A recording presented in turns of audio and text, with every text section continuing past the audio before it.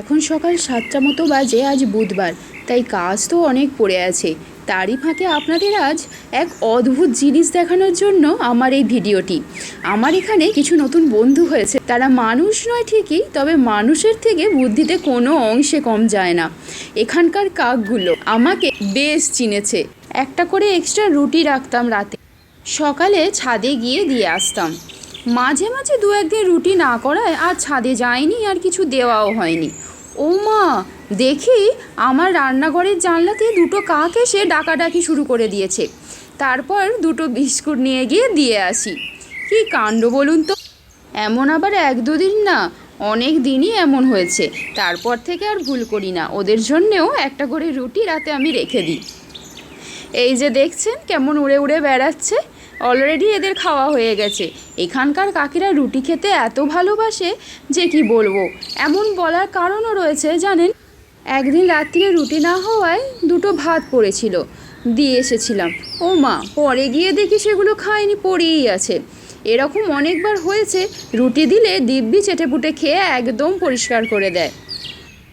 ওদিকে রান্নার এখনও তরকারিটা বাকি পড়ে, ডাল আর ভাতটা হয়ে গেছে।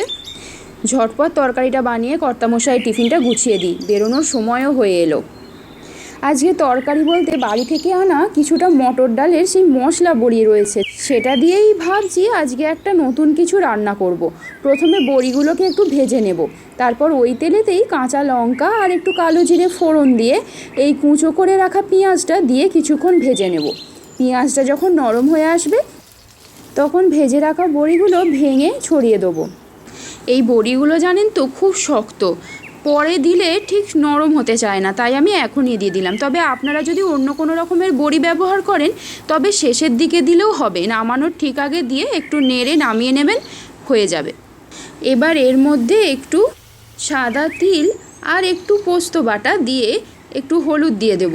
বেশ কিছুক্ষণ কষিয়ে নেব, নিয়ে নুনটা দেখে নিয়ে মাখা মাখা হলে একটুখানি সর্ষের তেল দিয়ে নেড়ে নামিয়ে নিলেই রেডি। খুব কম সময়ে এই রেসিপিটা হয়ে যায় জানেন। বাড়িতে অবশ্যই বানিয়ে দেখবেন, স্বাদেও কিন্তু দুর্দান্ত হয়। যেদিন যেদিন কর্তার এরকম অফিস থাকে এবং সকালে খুব তাড়া থাকে, এরকম টুকটাক 5 মিনিটের রান্না আমি করেই থাকি, এবং সেগুলো আমার চ্যানেলে আমি একটা একটা করে আপলোডও করে দিই আপনাদের জন্য। যদি ভালো লেগে থাকে তাহলে অবশ্যই জানাবেন রেসিপিটা আপনাদের কেমন লাগলো।